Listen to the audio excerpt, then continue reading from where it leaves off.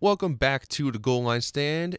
Andrew Spaziano alongside, as always, my partner in crime, Tom Gandhi. Hey, Andrew. How you doing, Tom? Well, could be a little better, but especially with recent news last week coming out of Dallas with Des Bryant getting cut, so I'm a little You're little down. sore. Yeah, understandably. Guys like that not only are talented but also appeal like that to the fan base. They don't come around all the time. So, No, not at all.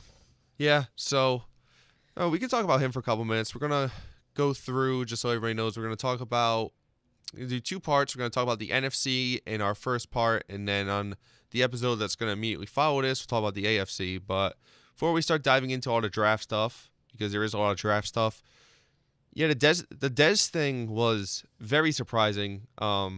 Obviously for you as a fan, for me, having talked about this a little bit during our free agency, off-season stuff, it doesn't make sense financially what they did, cutting ties with Dez. Clearly, the Joneses can spin it however they want, but there's definitely some bad blood on Dez's side about the whole thing. Yes, there's. I don't want to say it was a messy divorce, but from Dez's point of view, it is a bit out of the blue. He wasn't asked to take a pay cut, so that just right there tells me that the front office was just done. They're going to move on, and the albatross of his contract, it just played a factor. You're not going to spend $16 million on a receiver that Pro Football Focus has number 35, 38, 600 yards. It is what it is. He's a franchise leader in touchdowns. Jason Witten could surpass him this upcoming year, but that's beyond the point. It's going to be hard to replicate what he was in his first few years, especially during his rookie deal. He was a touchdown machine. And going further, they're not going to ask him to they're not going to ask any of these receivers that they signed or that they may draft to replicate his production of his younger years. They're just going to ask to replicate what he's been doing lately. And that's the whole 600 yards for 6 touchdowns. They went out. They got a pair of receivers in Hearns and Deontay Thompson. Both of them are respectable in talent. They still in-house. They have Noah Brown, Terrence Williams, Switzer, and Cole Beasley. And it's just that they're making this offense Dak-friendly. Yeah. And what that means to me is when you look at Dallas when they were under the Tony Romo era, you had a quarterback who was one of the best quarterbacks in improv play. And improv play, I'll help define that, is a broken play which gets extended by the quarterback running outside the pocket or making one or two guys miss and extending the play. And that was Tony Romo. With Dak, they want their receivers to run crisp routes and be where they're supposed to be. There was numerous times where Dez would run a sloppy route and would not be on the same page as Dak. And it wasn't a chemistry aspect. It was more of Dez always relied on his athleticism. Even out of college, he was a freak of nature. The only reason he was selected outside the top 10, top 15, was because of character issues. So that was always his thing, was character issues and not being a polished route runner. And since he's on the wrong side of 25, that's when receivers start relying on their route running to get the separation from the defender, where right now Dez's physical attributes are declining. His speed, his strength, he's getting up there in age. So it was the time, and it was a smart move by Dallas because they don't count him as a post-June first cut, which would allow them to spread it over 2 years. They're just counting it as this year, taking him off the books for next year, and quite honestly, possibly walking into the 2019 offseason with about $35 million in cap room. Yeah, and I think that was a very in-depth, especially obviously you watch all their games, so very honest analysis from you. As somebody who ends up seeing a fair amount of Dallas games because they're on TV a lot because they're Dallas. America's team. Yeah, I can definitely follow a lot what you're saying. I think one of the things you said that makes a lot of sense to me is that it wasn't chemistry, and what I was gonna say while you're saying is it's more stylistic. It's more trying to fit him into the Prescott way of doing things, and it's not like the way he does things is bad. It's just different. And when you think about Dez was with Dallas, what, 6-7 years, something like that? 8. Yeah. So he's been doing a certain way with a certain quarterback for that many years. And, something I was thinking about earlier today is that when Dak stepped in, it wasn't like it was an expected thing. Tony got hurt in the preseason. So it's not like there was an off season to get used to how things were going and whatnot. They had to jump right into it, and it worked well. Obviously, they had a very good season, but I just think that if they'd been able to work together and kind of work things out, they had last off season, but I don't know if I'm making any sense, but I think if they had been able to get off on a better foot together and just kind of understand each other's style of play, it might have gone better. But I mean, there's a lot of moving parts here, so I might just be trying to fit everything into like a simplistic way when there's a lot of things going on here. It wasn't just the production. I mean, he hasn't recorded a 100-yard game since I want to say 2014. Really? It's been that long? Yeah. That's crazy. Well, you got to think he had injuries. Yup, that's right. And then especially drafting Ezekiel Elliott, this is a run-first team. Mm-hmm. So he's not going to get the balls that he used to from Tony. True. But Dallas saw a way to escape from his albatross contract. Dez is combative at times, for better or for worse. He'll always have his fellow players back him up, but it's just when you're trying to mold a young quarterback, a big personality like Dez Bryant can shake them the wrong way. Dak will say everything in the right way, but when you're trying to mold a quarterback, a wide receiver saying, I want the ball, but yet doesn't run the most crisp of routes. At the end of the day, this is Dak's team, and for better or for worse, they're going all in on Dak Prescott. And they're going to get the talent that helps him turn into the franchise quarterback that they see. Yeah. No, I mean, I know obviously you have an affinity for Dez and whatnot, and I just appreciate how just honest and straightforward you are, just looking at it, because I mean, I know, as a fan, a lot of times you see somebody, I mean, everybody's flawed, but I mean, you see somebody who could be as outlandish as Dez is and whatnot, and, because you like the guy, because you have a connection with him, you kind of try to sidestep it or trying to overlook it. And so, just appreciate you being so straight up about everything. Yeah, to wrap up the whole Dez, I don't want to see him in the NFC East. I honestly don't want to see him anywhere in the NFC. They're saying that Baltimore has shown the most interest. That would be, I think, a good fit. Joe Flacco's a strong-arm quarterback. He would need a red zone threat like a Dez. The only thing is that they signed Crabtree this offseason. So with the signing of Dez, they would arguably have one of the slowest wide receiver tandems. They did sign John Brown. John Brown's a burner, but at the same time, you don't know what he's going to be like. He's had a lot of injury issues. But that would help Dallas in the draft end of things, because if Baltimore did draft Dez, then that would help drop Calvin Ridley to Dallas at 19. Yeah. And I'll use this as a perfect example. to help bring us to the draft order of this year. 2018, we got Dallas selected at 19. Especially now with them cutting Des Bryant, wide receiver could be the number one option for them. But don't forget, they're still working on that defensive line and their linebacking core. They lost Anthony Hitchens to Kansas City.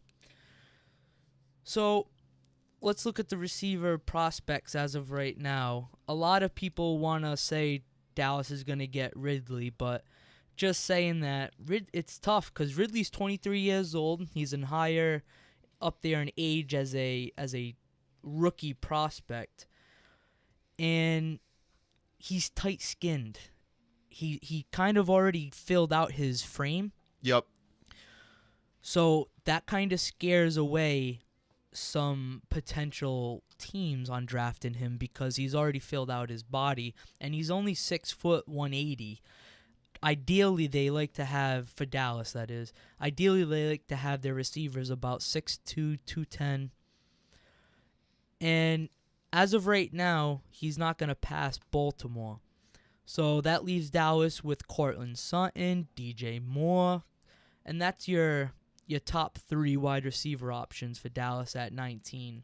Now, go ahead. No, I was going to say, a lot of people have Dallas connected to Sutton, and I think a lot of this was done, obviously, like you're saying, before Dez was cut and Baltimore being interested in him.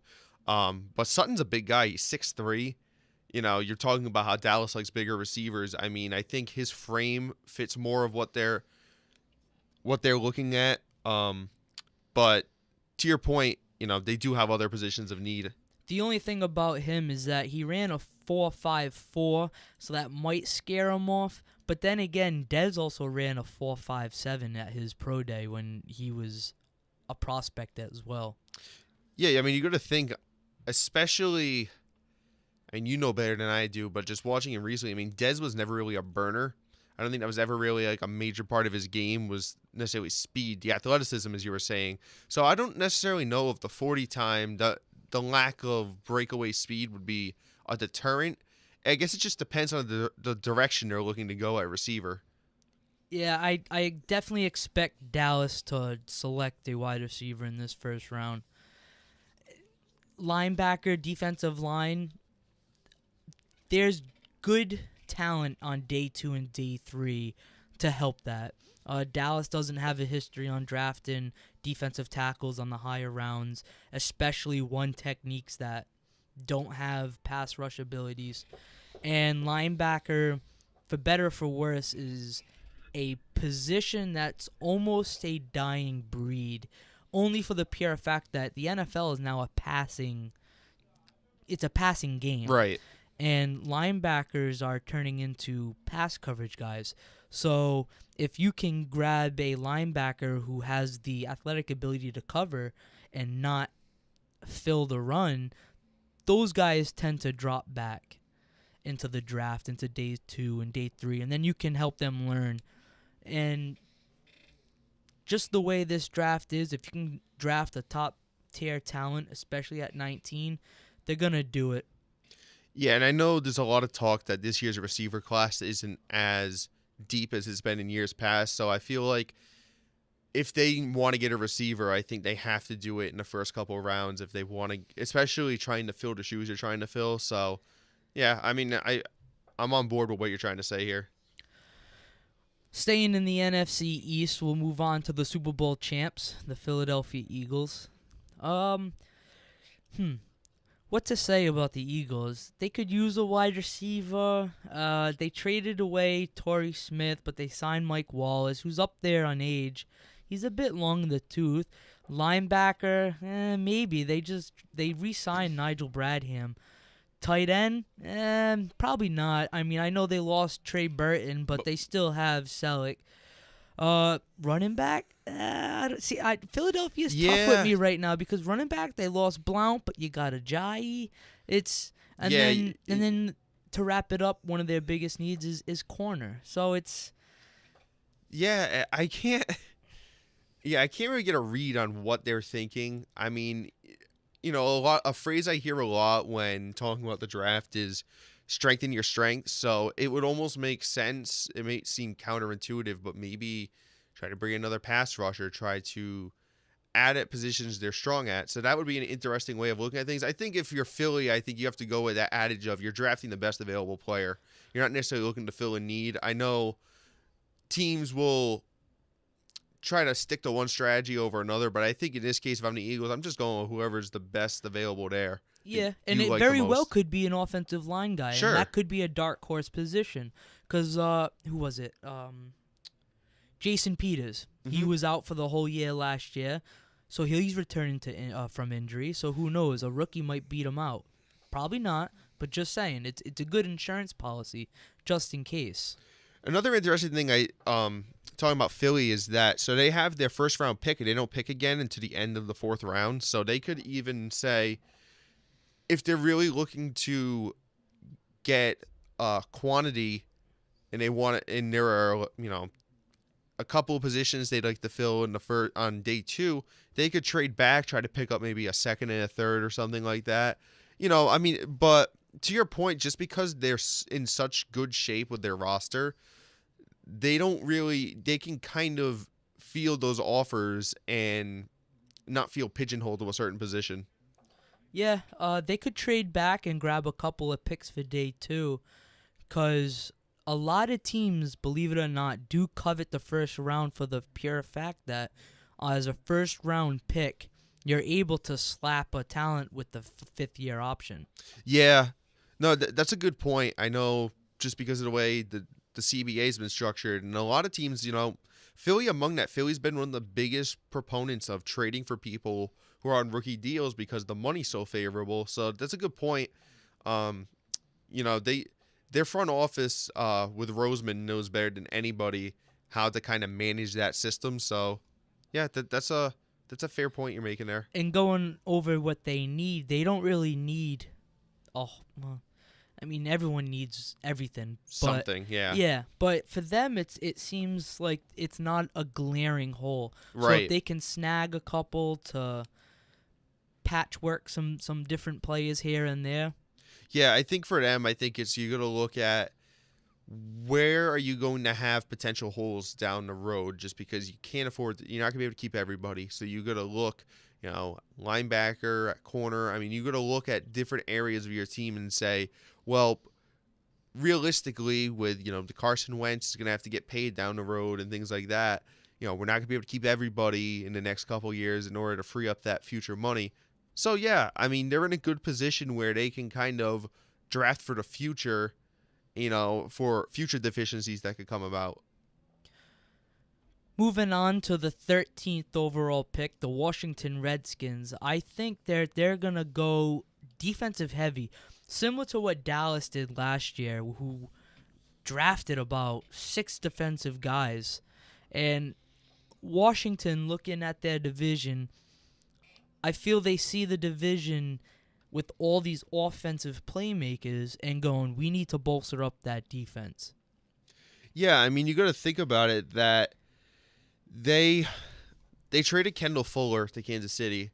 They lost that piece of their secondary. So, again, as you're saying, you have such pass-happy teams. You have such big-name receivers, Odell Beckham, Alshon Jeffrey. You need to be able to cover those people. You got to play them twice a year. So I could definitely see them going at corner. Defensive line's another need, like you're saying. They're across the board on defense. They really have needs. I know they lost. I can't think of the name off the top of my head. They lost one of their pass rushers to Buffalo. They got a lot of needs over there. They, as a unit, they were pretty middle of the road last season. So, but just what they've lost, they might lose Brashard Breeland as well in free agency. Did they lose him? They did, yeah. Yeah. That's what I was going to say. That's why I'm leaning towards corner. They did sign Orlando Scandrick, but Orlando Scandrick is on the wrong side of 25, and not only that, he's more of a slot corner, one of the best in the league when he played. So, and he's coming off an injury as well, so you don't want to hang your hat on an older vet like Orlando Scandrick. Right. So I'm really leaning that they're going to draft the best corner available. Yeah, whether that's going to be Denzel Ward. I know Josh Jackson from Iowa is a guy that's gotten a lot of looks. He's third on the NFL.com big board at corner. But picking at 13, I mean, off the top of my head, I can't think of a ton of teams who are picking in the top 10 who are necessarily going to look at defensive back. There's a few. Just I think the quarterback class kind of skews a lot of what could happen just because of the names that are there. If they want, they could arguably grab, if he falls the right way, the best defensive line in the draft, which is Vita VA, and help combat these offensive lines in Dallas, New York, Philadelphia. Because all three of those teams that you got to play twice a year have excellent offensive lines. Yeah, no, definitely. I mean, they got a lot of areas to fill on that side of the ball. I mean, I think another position, and it's not necessarily like a glaring position in need. I think wide receiver too. I mean, what are they doing over there? I mean, you've got Josh Doxson, who's kind of been mediocre at best. I know he's had some injury issues. The Terrell Pryor thing didn't pan out there. They threw a boatload of money at somebody in the offseason. Richardson. From Seattle. And, I mean, Paul Richardson is fine, but he's not great. Yeah, he'll blow over the top. He's kind of going to be that the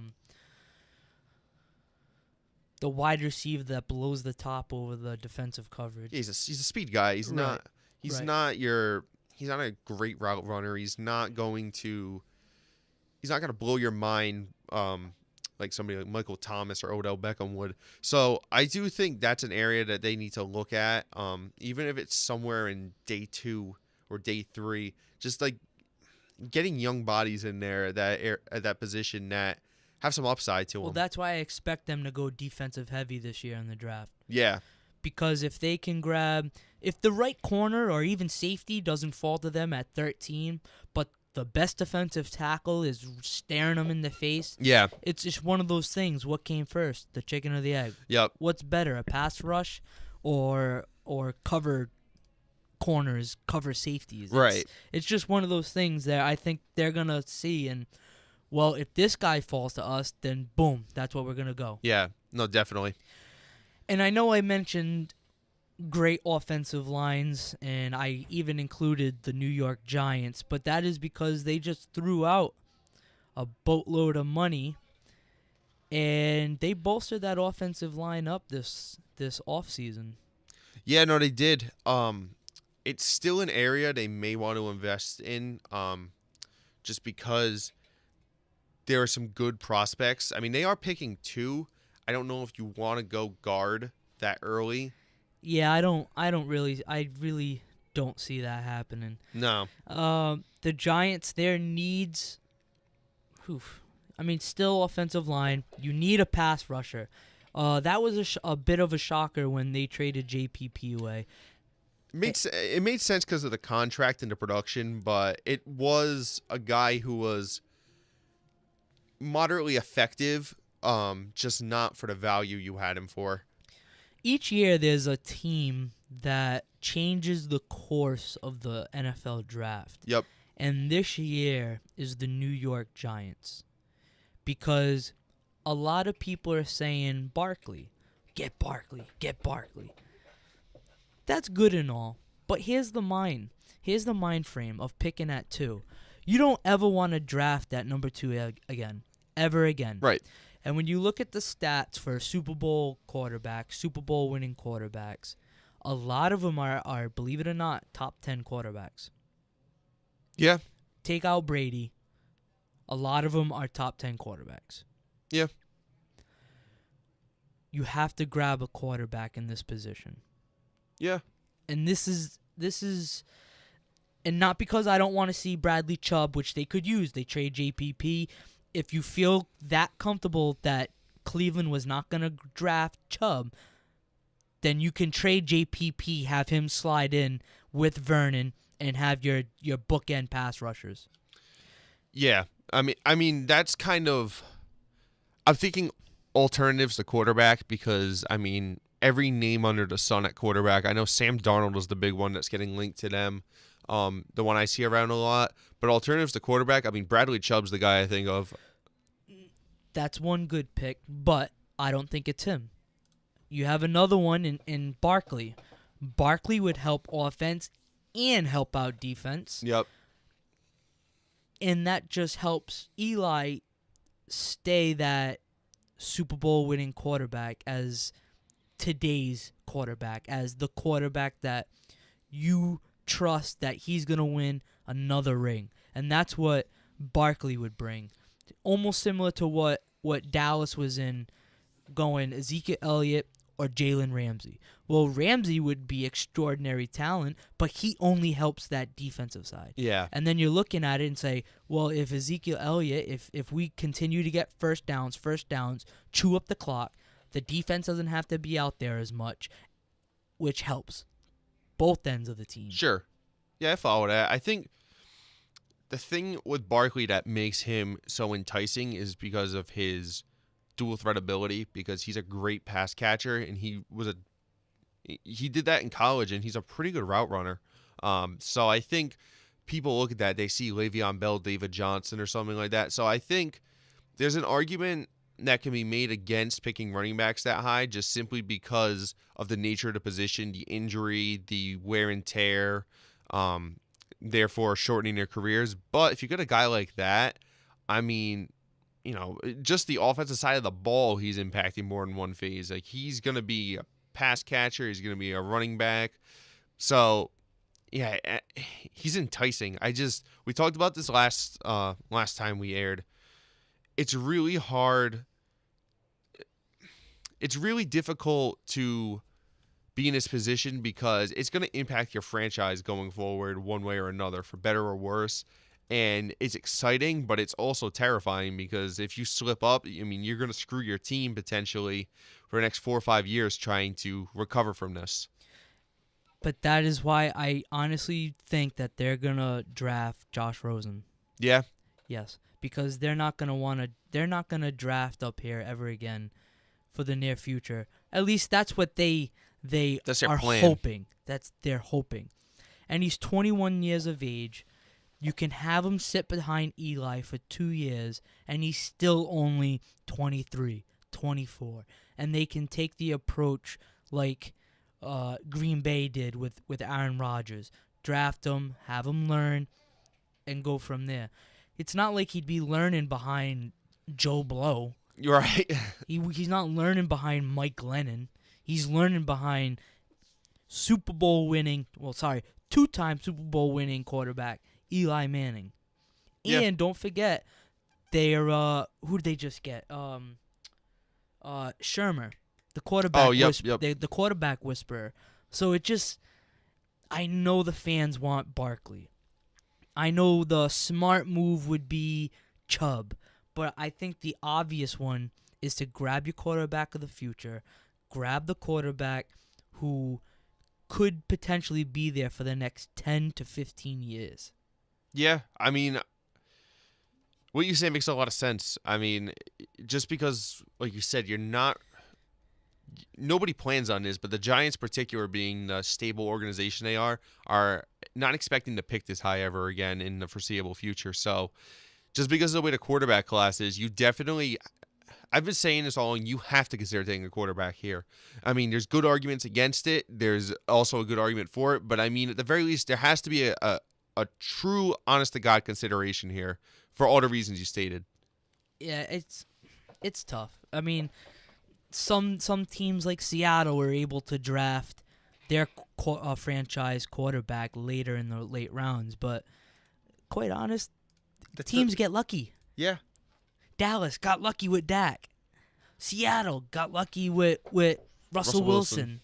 It's New England. Yeah. Honestly got lucky with Tom Brady. Say what you want. Very lucky. Yeah, it's these quarterbacks don't happen. Yeah. It's once in a lifetime as a whole. We'll never see someone who comes out of the 6th round and goes and wins 5 Super Bowls, goes to 8, 9 Super Bowl. That won't happen again. It's absurd. To basically summarize that, when I was listening to one of the other, I think it was one of the Ringer shows, they were talking about this topic, and they said people are like, oh, we got to look for the next Russell Wilson, the next Dak Prescott, and they were saying what you're saying. It doesn't happen all the time, and they're like, we're 20 years into waiting for the next Tom Brady, and it still hasn't happened. So yeah, I mean, you have to try to. The draft isn't an exact science, and it's never going to be perfect, but you have to go with the most known commodity you have, and a first-round quarterback.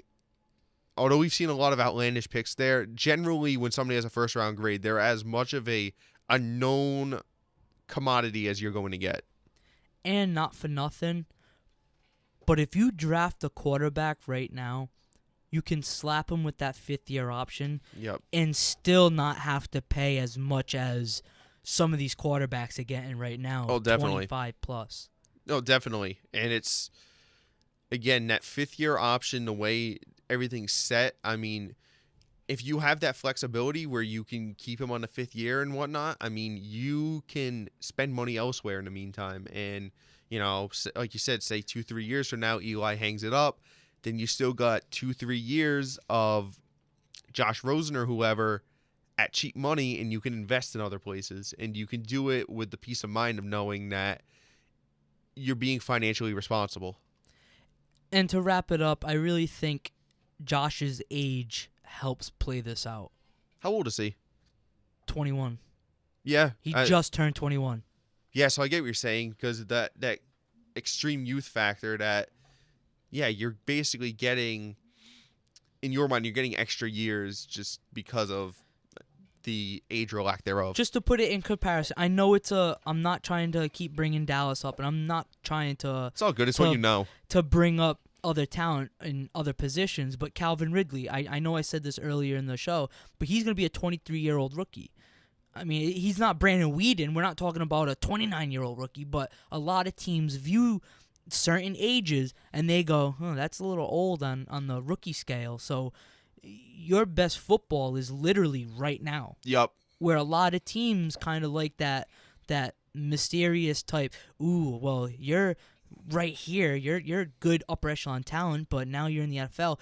You still have some youth in you, so we can make you that much better. Well, yeah, I think what it is that you want somebody to be good in college, obviously, or great, but you're hoping that isn't the best they're going to be. Right. Teams don't want to draft talent that's already plateaued. Exactly. 100%. All right, so let's hop on the bus, so to speak, and let's go up north. Let's travel to Minnesota, where would you pick? Or what would you pick, rather? It's right? That's You just spent huge money on Kirk Cousins. I have an idea, but I'm going to let you guess or rather you analyze, and I'll follow up with what I have. Maybe we'll both be thinking the same thing. I mean, offensive line is still in need. I mean, they spent some money there last offseason. It was good last year. Could it be better? Certainly. That's what I was thinking. Yeah. The other thing is, looking through the summary here of NFL.com, they bring up a good point about Terrence Newman being not only a free agent, but also he's 39 years old. So if you did bring him back, I mean... Yeah, he's long in the tooth. Yeah, so I mean, you have good starters at corner. Obviously, Xavier Rhodes is an elite talent there. But if you can get a young guy to plug in the slot, I mean, that doesn't hurt there. But yeah, those are the two that stick out to me. Otherwise, you're kind of drafting similarly to Philly is, where you're trying to draft at linebacker or safety or whatever because you're worried you're not going to be able to bring everybody back. If they can't draft an offensive lineman that they like in the first round, I can see them trade out. Yeah, I can Not too. trade back, just trade out. Just get draft capital down the road. Because right now, if I'm drafting the first round, I'm Minnesota, I want an offensive line. I mean, yes, like you said, they were solid last year, but they can get better. And if the right offensive lineman doesn't fall to you, why not? Just take the Cleveland Brown approach and draft down or draft out of it and get some draft capital for down the road for when stuff goes down that you can't re-sign someone that you wanted for the long haul. Right. Yeah, I mean, I think for them, it's the fact that if you have offensive linemen you like, and say you've got a guy in the second or third round who's projected to go or expected to go, why reach when you can trade down? Why reach when he'll still be there 20, 25 picks later? I mean, there's no need to do that. I mean, And they're drafting at 30, by the way. yeah. So I mean, if you think somebody's going to the end of the second round, you're picking at 30. But say if you trade back and you end up with pick 22 or something like that in second round, you put yourself in good position. I mean, granted, it's always a gamble doing that kind of thing. I mean, you're just, you gotta put your cards right. And I think that's a good point that Minnesota can really benefit from acquiring more draft capital. I also think receiver is kind of a sneaky need, just like who's your slot guy? Who's your third receiver on that team? You have Thielen in the slot. But like... Yeah, oh, all right. Yeah, I misspoke. Okay. I mean like third on the depth chart. Yeah. Because Michael Floyd was a non-factor last year. I don't even know if they brought him back. First round, though? First round? You spent top pick on Laquan Treadwell, though. Yeah, but what's he? That's the thing. I mean, I'm not even saying in the first round. I'm saying a second, third day need. Maybe you want to go at wide receiver. I know, again, the class isn't super deep, but I mean, I don't know. It's tough because they have good receivers. They have Rudolph at tight end. They have Thielen and Diggs at receiver, but it's just I'm thinking like maybe a running back that late. Yeah, I mean that's also. I know you have Cook and you got Murray, but we don't know about neither one of them. Yeah, Murray's injury prone. Cook's coming off an injury. Yeah, no, that's fair. I mean and Murray is somewhere around 30 years old. I think I want to say he's 28 or something like that. So he's kind of in that range where you expect the tread on the tires to show for running backs. Oh yeah. Once a running back hits 30, it's like career's over. Yeah, and yeah, what you're saying with Dalvin Cook coming off the knee and whatnot, it would make sense. So let's travel to the Motor City with the Detroit Lions. Matt Patricia, he's inheriting a pretty good team. Yeah, I mean, Detroit didn't really make a ton of splashy moves in the offseason. Ziggy Ansah getting franchised was like their big that was their move. big. I wasn't expecting Eric Ebron to get cut. I won't lie about that. It was surprising, just because of the timing, because they didn't have to do it. It's not like they're paying them a lot of money. They had time for it. I mean, I think that makes tight end's kind of been a need for them in a lot of ways, just because they've been trying to get a good tight end on that team. I know Brandon Pettigrew was kind of a thing for a little while. He was iffy. Ebron was a first-round pick who they had a lot of expectation for. He just never clicked there. So I think that's a spot they could definitely look at going for. Tight end? Yeah, I could see it. Yeah, I can see it at 20, but I don't see it happening. I really don't. I think if I had to pick a position for them right now, give me a second. I want to say Matt Patricia goes.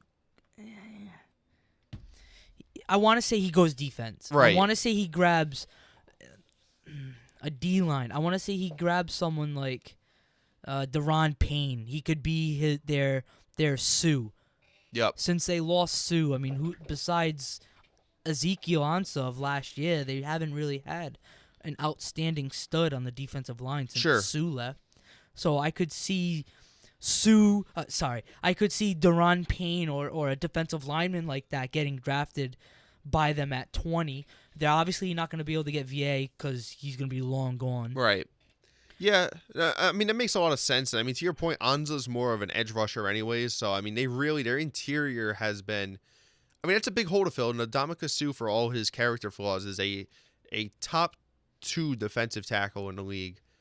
Just his ability to not only take up space in the middle, but rush the passer. And I don't know if you're necessarily going to get that kind of a talent, but if you can at least get a guy that can take that double team, demand that every time at D tackle, I think, yeah, it makes a lot of sense.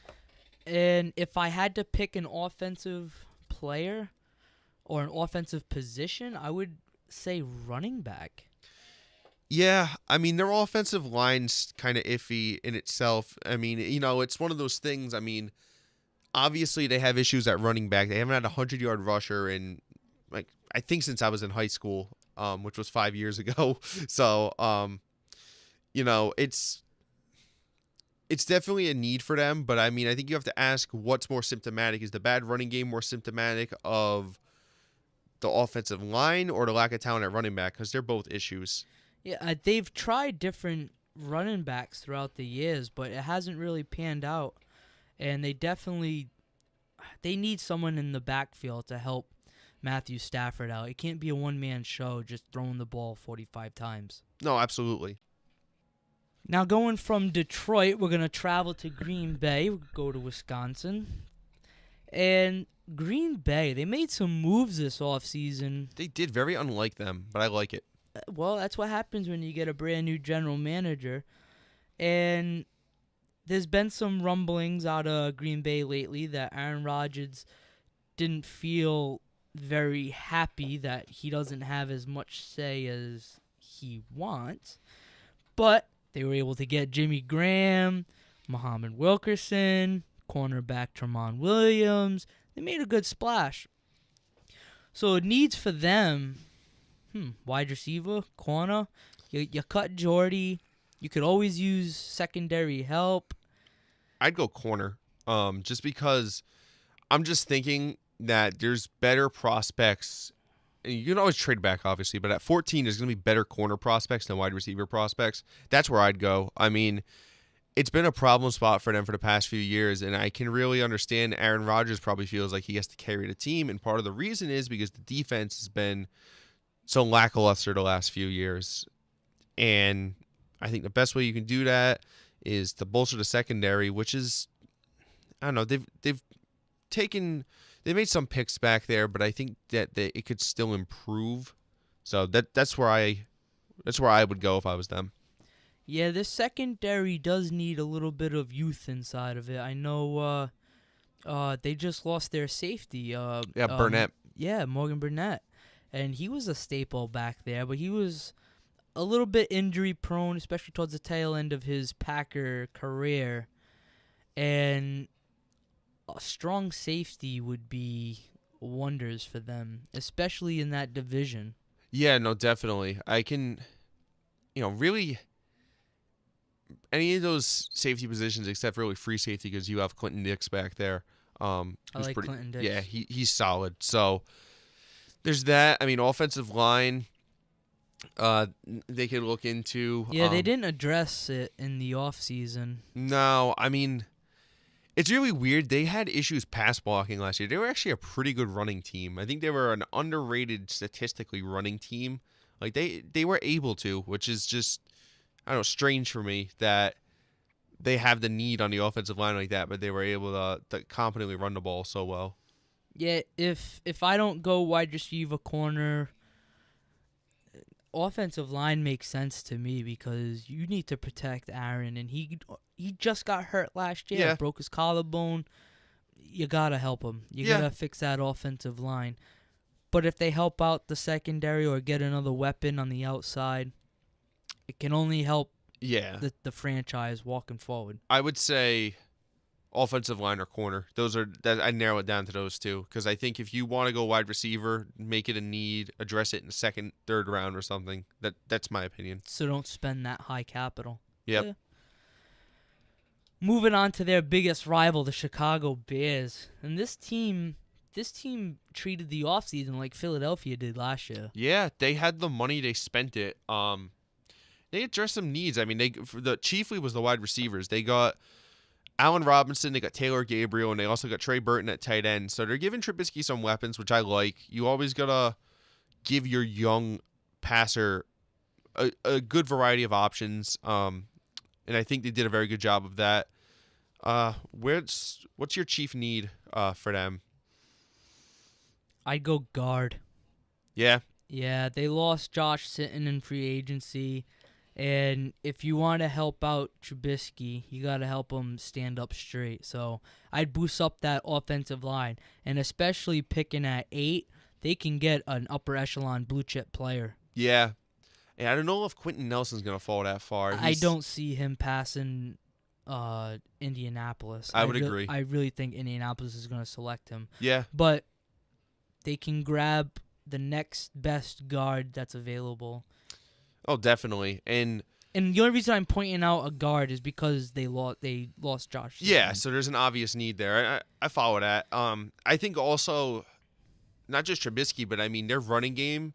They have Jordan Howard, they have Tariq Cohen. I mean, you want to be able to run the ball, and they ran the ball pretty effectively, especially towards the second half of the year. I felt like Howard started putting up the numbers we were more accustomed to the year before, so they had the ability to do so. But again, you don't lose a player like Sitton and just not fix the problem. So I think, yeah, I would go there. I mean, I think the secondary is a bit of a need as well, but again, you got to prioritize.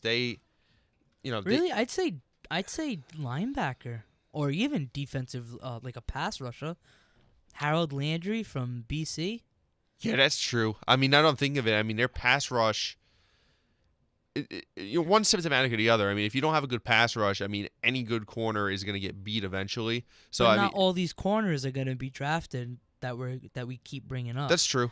So that's why I'm saying a pass rusher or even Tremaine Edwards or Raquan Smith. Yeah, I like myself Raquan Smith. It's just thinking about that division, a pass rush or a linebacker. I'm trying to think. Yeah, Smith is, from what I've seen and read about him, he's a very good horizontal speed guy.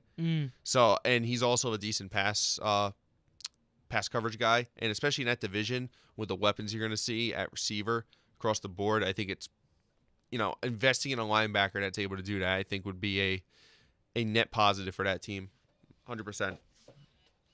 So let's travel down south and let's travel to where this year's WrestleMania was, New Orleans. New Orleans is unique because I don't know.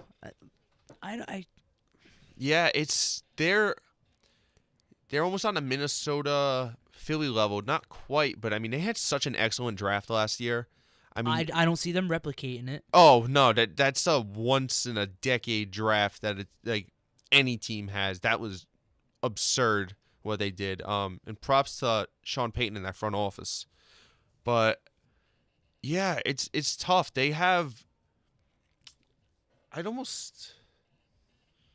know. I have a lot of issues trying to find a need. I mean, I think it's hard because they're obviously picking at 27. Yeah. So there's a lot of stuff that could happen. There's some people that say tight end. I mean, I like Josh Hill. Is Josh Hill an elite tight end necessarily? No, but I like what I saw. They signed Benjamin Watson too. Oh, really? They brought Watson back? Mm-hmm. Oh, well, there you go.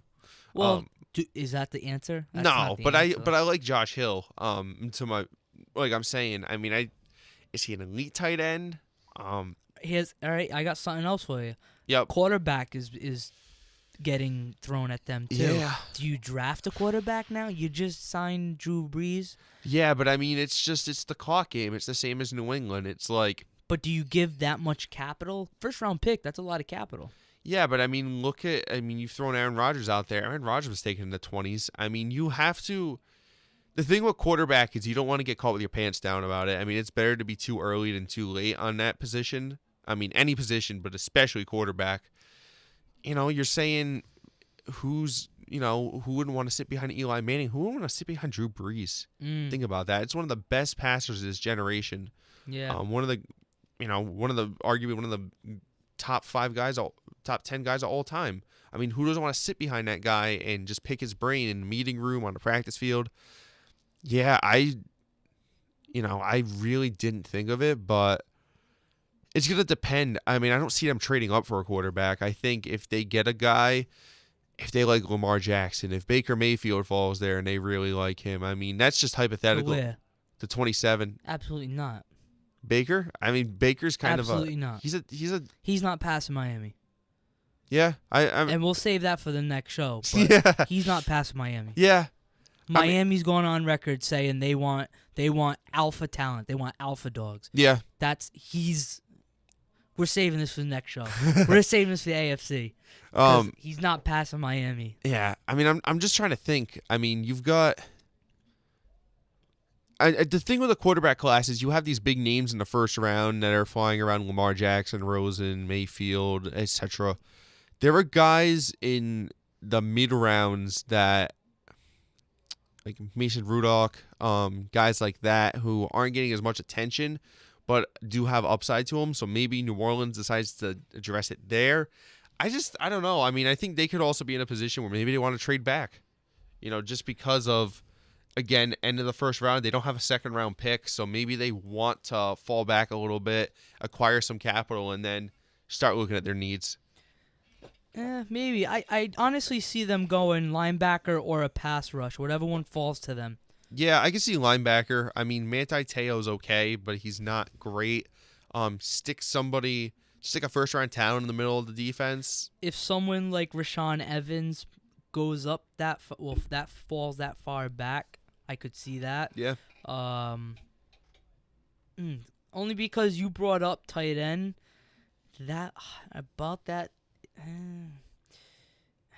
Dallas Goedert.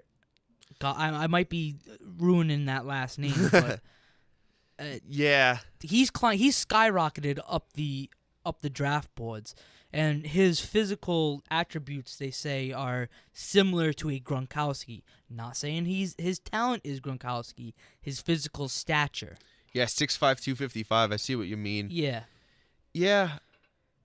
And real quick, just going through a couple of these mock drafts, he would be the first or the second tight end to be drafted, because the other first rounder considered is Hayden Hurst. Yeah. Hayden Hurst. Yeah, he's I know he's tied in a lot of ways to Baltimore, which again we'll get to on the next one. So I don't think he'll fall down there, but yeah, I don't know. They have options. They have different ways they can go, and I think, not that you want to draft sucky or anything like that, but because you had such a good draft last year, I think you could take some risks this year. You can go after guys that if you were in the position they were last year, you wouldn't necessarily want to bet that pick on. But I think you can be a little bit more risky this year. And, maybe because they have depth at other places, they can try to draft tight end, even though they have some decent players there.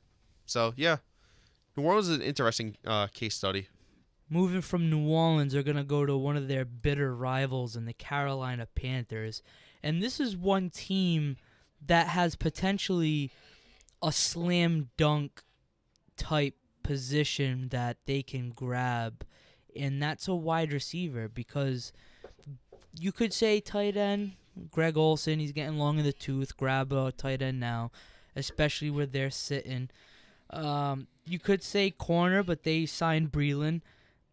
So what that leave is a wide receiver. Yeah, I think, they may do what they had last year. I think Devin Funchess stepped up to the plate in a big way last year, which was good to see, just because he was a guy that people were saying maybe he wasn't going to pan out into what they want him to be. But I think, yeah, you have to go there. I mean, they had some guys going around out there during that playoff game against the Saints. I mean, it was just, I don't like to say no names, but that's kind of the vibe I was getting, is that they had guys who fit what they wanted them to do. But, especially after you trade Kelvin Benjamin to Buffalo, I think you need to get another presence on the outside. So, yeah, that's the obvious move for me. Yeah, you can say, well, they traded for Torrey Smith. Well, they signed Jarius Wright in free agency. Those receivers are not – they're talented. Anybody in the NFL is talented. But they're not talented enough that it doesn't warrant a first-round pick out of that position. Yeah, they're not the guy in an offense. I mean, I think you have Greg Olsen. You have one of the best tight ends in football. I think you can, provide he stays healthy, because he had a lot of injury issues last year. But if he is on the field, I think he can be the centerpiece of your passing game.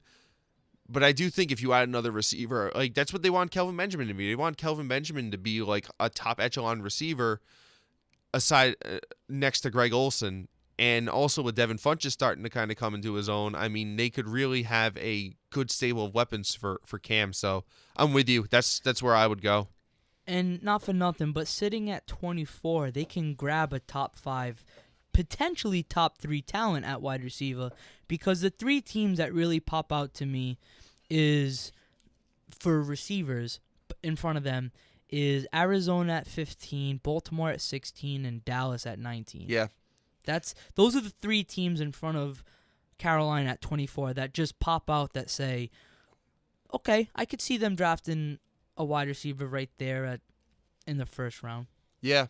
No, definitely. But I mean, we've kind of tossed around a lot of different options with other teams, but I think this is the one where I think that's the obvious move here is you have to strengthen that position, because that was definitely, you went 11-5 with what you had, but I mean, it was a trouble spot for them to get guys that could get open consistently. A team I believe is going to go defensive line heavy, and that's the Atlanta Falcons. They lost Antari Poe and Adrian Claiborne. I honestly see them selecting the best defensive line, whether that's a defensive end, a defensive tackle, but I truly honestly believe that they're going to have to grab some front linemen on the defensive side to help slow down these running backs in this division. Oh, 100%. I mean, they only had Poe for a year, but I mean, he was brought in for a purpose, and that's to be one of those space eater guys. He was to just take that double team to eat up space. Yeah, they definitely need. That's a huge hole, like you said, in that division with the dynamic running backs that you're gonna see. Just New Orleans just by themselves with Ingram and Kamara twice a year, and then you throw in McCaffrey, Carolina, and Cam Newton himself. Yeah, that you have to go there. And again, I mean, you said edge rusher. I wouldn't necessarily frown at that either, but I think interior defensive line is their biggest need. Yeah, in the middle of this first round is most likely going to get eaten up by these defensive ends. So a talent, let's say, like Taven Bryan from Florida, he could be drafted that late. He could fall that far. Yeah, Maurice Hurst is another guy from Michigan, although I know he had a heart issue that came out at the combine. He's rated 4th on this board. I don't know. I don't know what came about from it. I just remember, because I'm a Michigan fan, so I get all their updates. I remember that came out at the combine. He was a great talent, though, at Michigan, so I think that's another guy you could look at, providing the health isn't a major concern. But yeah, space-eating defensive tackle is their biggest need. And again, they don't come across as a franchise that would risk like that, though. No, they Dimitrov is a smart guy. He's from that Belichick school of drafting, so he's done a great job crafting that team in his own vision down in Atlanta. So yeah, I would agree with you that if one of these other guys are there, like you said, if they can get Bryan from Florida, if they can get Phillips from Stanford, guys like that, and if it's between those, I mean, they're probably going to go with the more safe option. Wrapping up this NFC South division is the Tampa Bay Buccaneers, and I want to say pass rush. Yep. Because last year they were abysmal in pass rushing. Yeah. But they traded for JPP. They signed Vinny Curry. It shouldn't stop them from helping the defensive line, from them doing that. But I honestly believe that they're gonna draft a running back. They need really. Yeah. I think to help out that offense with Jackson, Jameis Winston, Evans. Who? Mike Evans. Who? Where was he last year? Shush you! I love my Mike Evans.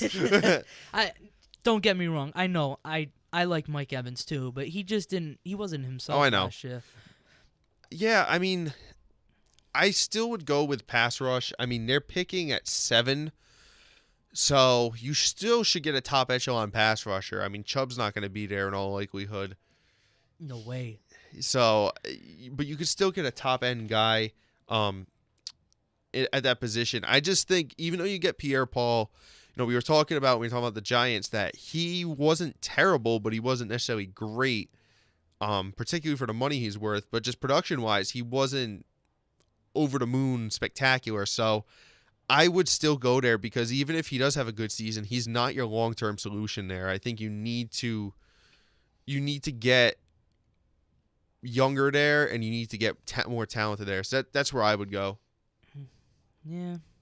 But I'm just trying to think because it's not like they're that far from being a winning team. But I think their biggest drawback from being a winning team is their defense. I know you can, and I'm as critical as Jameis Winston as anybody in that offense and the way it ran last year, which was poorly. Their defense was terrible, man. I mean, it was awful. I mean, they couldn't cover. They couldn't rush the passer. I mean, they just had such a glaring weakness on basically all phases of the defensive side of the ball last year that I understand the allure for a running back, but I even think everything at 7, I just don't know if I would go because obviously Saquon's not going to be there. I mean, not that there's not other talented. Darius Geis from LSU. Yeah, I mean, he's the next one. He's the next prospect besides Barkley. Yeah, I mean, obviously he's not like Barkley, but he's talented enough that it'll help Winston and help the defense staying off the field, keep him fresh. Yeah, I mean, you drive a good argument. I just don't know if you want to reach on Marcus Davenport, defensive end from Texas, or even Harold Landry from Boston. I just don't know if you want to go that. Yeah. That's true. Because both of them are project defensive ends. Yeah. I mean, corner's also a need for them. I mean, they're bringing back Grimes for a year, but Grimes isn't what he used to be. I mean, again, secondary is paper mache. You're going to deal with Julio Jones. Denzel Ward, if he falls. Yeah. I mean, he's the top guy. I mean, again, Josh Jackson's floating around there. I mean, you got to think about it. You got to go against Julio Jones and Michael Thomas twice a year. I mean, you got to be able to cover them. You got to get to the quarterback. But, again, are you going to have a guy worth taking there where it's not a reach? I mean, I think what we could take out of this is Tampa has a lot of glaring needs on their team. They have a lot of talent. Evans, Deshaun Jackson, Winston. They have pieces to be a good team, but they also have big holes they need to fill, especially in that division, if they want to be competitive. Yeah. Let's travel to the west side. The west side's the best side. No, it's not. I'm only kidding. But let's start with the team that's made the most moves this offseason in recent history, and that's the Los Angeles Rams. Yeah, we could do a whole podcast about all their moves, and we've talked extensively about it. They took advantage of their money, and they got themselves a lot of impact guys. They're another team. I'm not really sure where they should address. They're not picking in the first or second round, but I'm bringing them up just because we're going through the whole NFC. Yeah, definitely. They signed defensive tackle Ndamukong Suh. They traded for cornerback Marcus Peters and Aqib Talib, and they traded for Brandon Cooks. So if you were telling me, if I was a Rams fan and I'm walking into this offseason, that you're going to go into this draft without a first or second round pick, but you have those 4 talents. Yeah. I would call that a win. No, definitely. I would call that a win. Absolutely. Yeah, I mean, I think they could definitely. Their offensive line was good. I think they could definitely at least get some young faces there. Not necessarily guys you're even looking to start right away, but guys that. Oh, they're not picking until the 3rd round. So this is just all depth at this point. Oh, exactly. So I mean, you can still get starter quality talent in the 3rd round, but I mean, I think that's where I would go first. You want to keep Goff upright. You need to keep the holes open for Todd Gurley. All those weapons on offense aren't any good if, you saw it with them 2 seasons ago when the last year with Jeff Fisher there. I mean, Gurley had one of the worst yards per carry averages in the league because they couldn't run the ball. And they went and got Whitworth in the offseason the next last offseason, and you saw an improvement. Whitworth is also a guy that's in his 30s, isn't necessarily in it for the long haul. Whether you want to go tackle, whether you want to go another position, I think the point stands that they could use improvement there. Picking that late, not starting to pick until the later end of day 2, whatever falls to them regarding the offensive line, it's mostly going to be a project. It's going to be a tackle project, a guard center project. They traded Alec Ogletree, and there's some quality linebackers that are going to be picked day 2 into day 3. I can see them drafting a linebacker project over over an offensive line project. Yeah, I can agree with that. Because they traded Alec Ogletree. Yeah, I was trying to think defense with them because obviously they made so many moves in the secondary, and then signing Sue in the defensive line. But I forgot about the Ogletree trade, so that's a good point. That if they can get a guy in the middle of the defense that's young, obviously, you can rotate them in, situationally depending on their strength. So, who knows? They could draft a pass rusher and just mold him too. Exactly. I mean, they're another team with options. I mean, they've got a lot of youth on that team, but they have some proven guys, with Talib and Peters and such, Sue. So, I mean, they're in a good spot, even like you said, they don't have their first or second. Yeah, so but for being in that situation, they're in a good spot just because of what they've been building and what they've added in the offseason. A team that has a whole bunch of holes, and they are definitely in a rebuild era. And this is the Seattle Seahawks. Yeah, if I'm going to pick one need, I'd definitely go with corner. I mean, you cut Richard Sherman, and I don't even know who's starting on the opposite. It's always been a revolving door on the opposite side of Sherman, but you don't have that rock solid guy on the other side now. I think you have to go there. I think you have to improve that secondary. I mean, I think offensive line's another glaring need for them. I mean, that line was a mess last year. It was abysmal. I felt bad for Russell Wilson. Yeah. He was running outside the pocket every play and a half. You know what's crazy is they traded for a top-tier left tackle in Dwayne Brown, and I know one guy can't necessarily fix a unit, but even when they added him, it didn't get any better. No disrespect to Dwayne Brown because, again, it's got 4 other guys there, and if they all suck, it's not going to make a difference. But, yeah, corner or offensive line's where I'm going if I'm Seattle. I mean, like you said, they got a ton of holes they got to fill. I would go defensive end and offensive line. Yeah. I only say that because you just got rid of Michael Bennett. That's true. No, definitely. I mean, I think the other thing you got to keep in mind with Seattle is, so they pick 18th, then they don't have a pick into the 4th round. So, I mean, whoever you're picking at 1, it better be an impact guy wherever it is. Yeah, I did not know. So that would kind of make sense if they try and trade back. Maybe a team like New England was trying to trade up to grab a tackle or an offensive line guy, which we'll get into in our next show.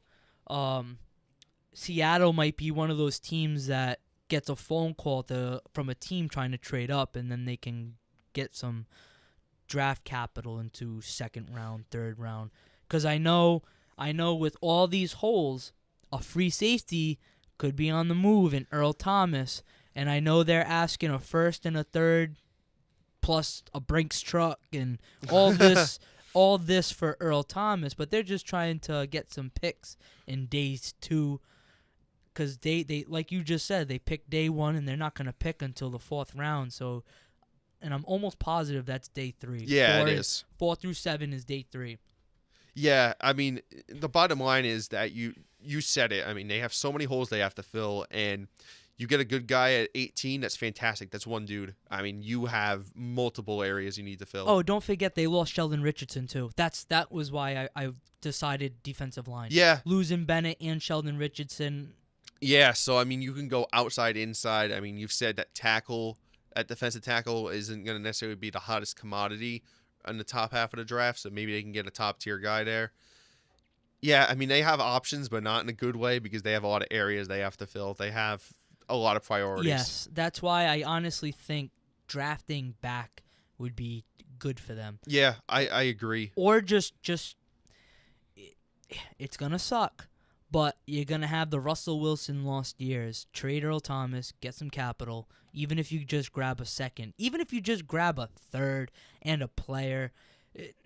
Or if you get a third this year and like a second next year or something. Even then, though, that's rich. A 2 and a 3, that's for Earl Thomas.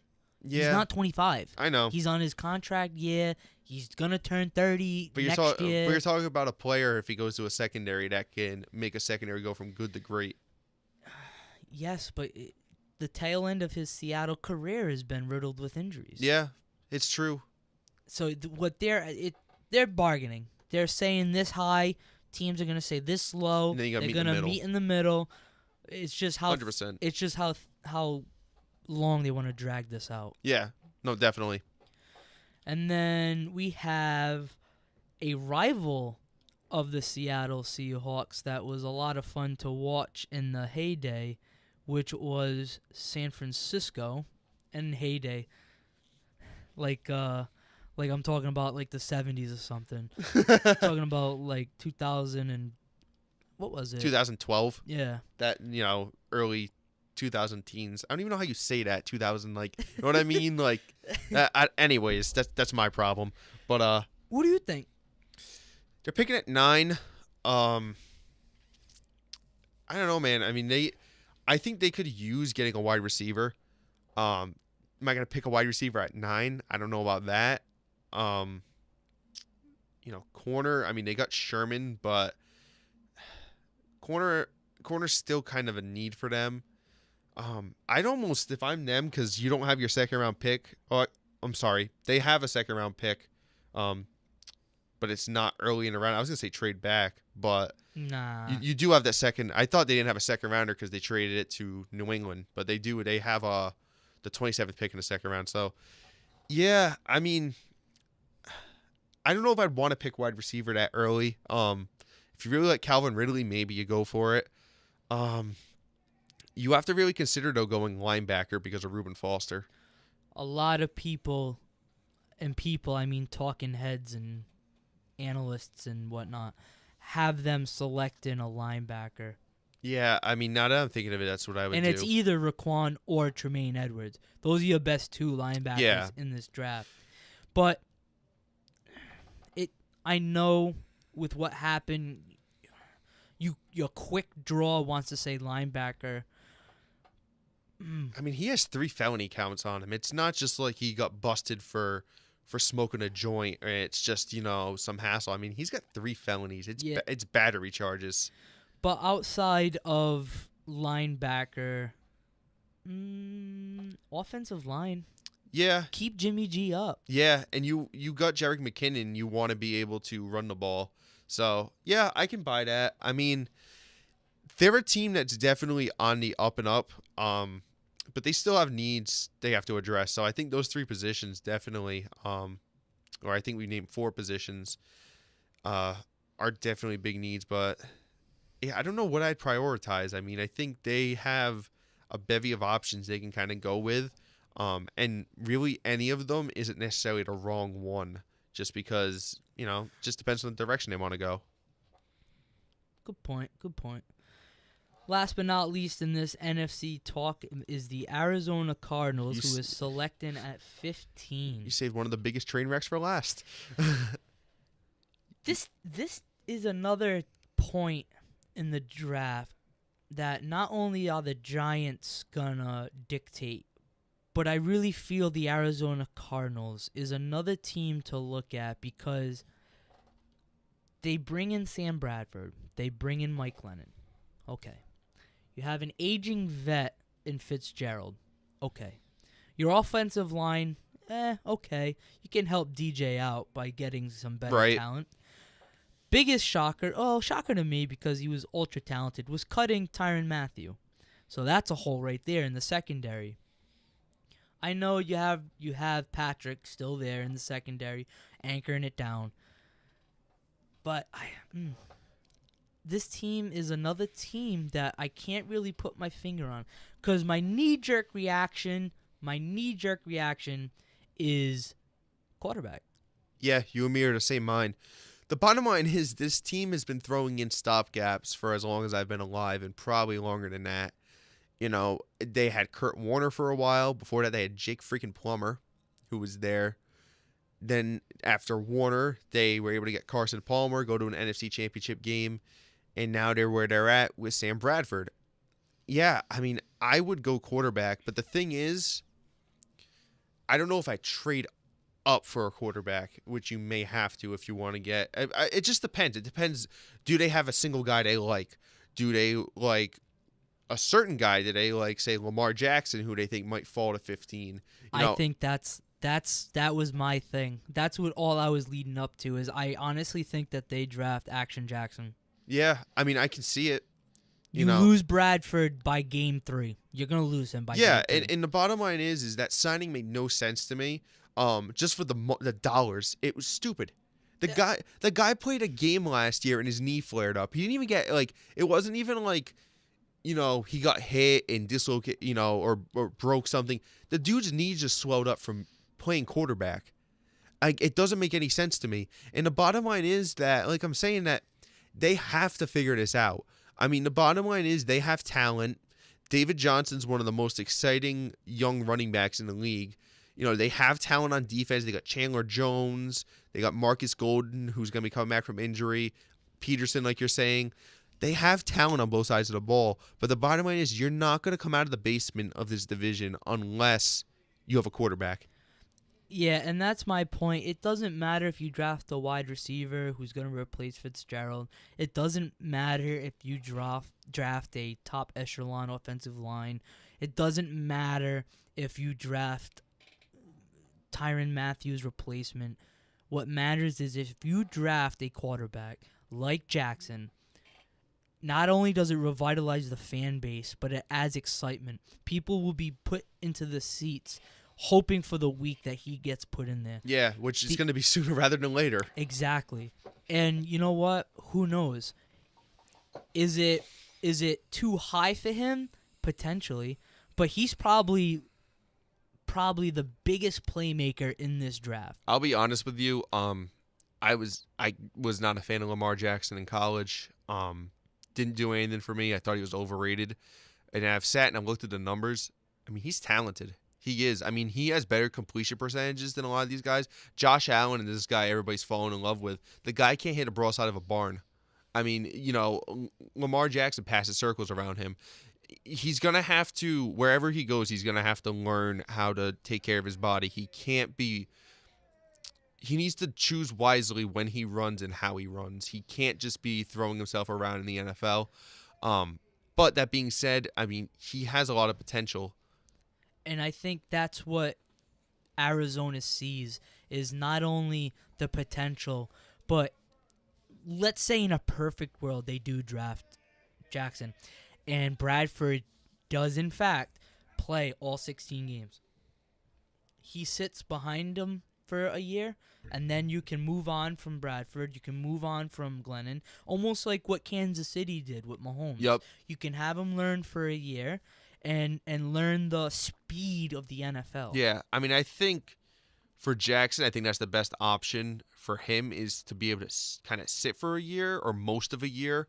But, yeah, I mean... That might make Larry Fitz play another year or two. Yeah. No, definitely. It's interesting because they do have... On paper, they have other areas that need to be filled more. I mean, I think their offensive line needs to kind of get straightened out in certain areas. I mean,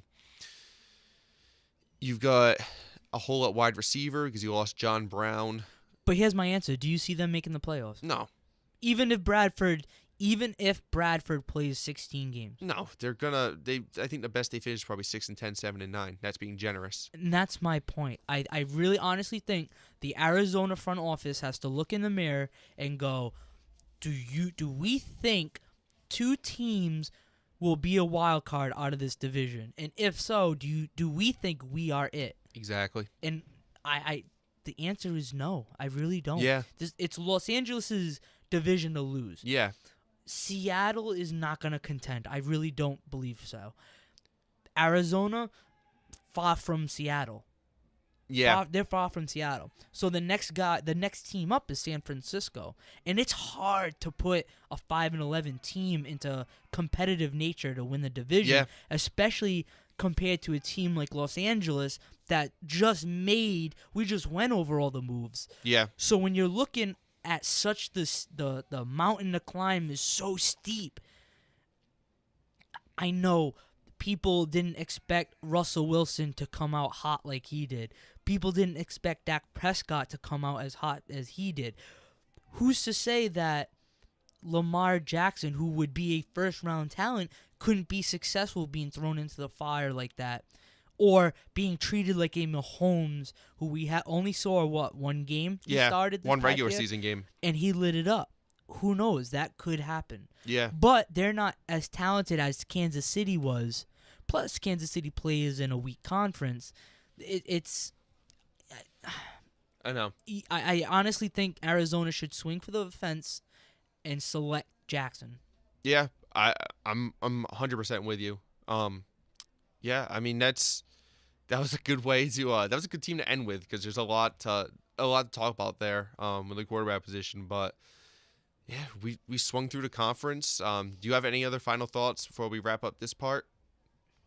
No, I'm excited for the draft. Yeah, looking forward to it. We're recording Wednesday the 18th. It's a week from tomorrow, so I'm excited. But thanks for listening. Hope you enjoyed our analysis across the NFC. Keep us tuned in, because we will have a second part on the AFC coming out pretty much in tandem with this one. So from Andrew Spaziano and Tom Condi here at the Goal Line Stand, thank you for listening and keeping up to date with the NFL with us. And be sure to subscribe to us on YouTube and like us on Facebook. Thank you very much.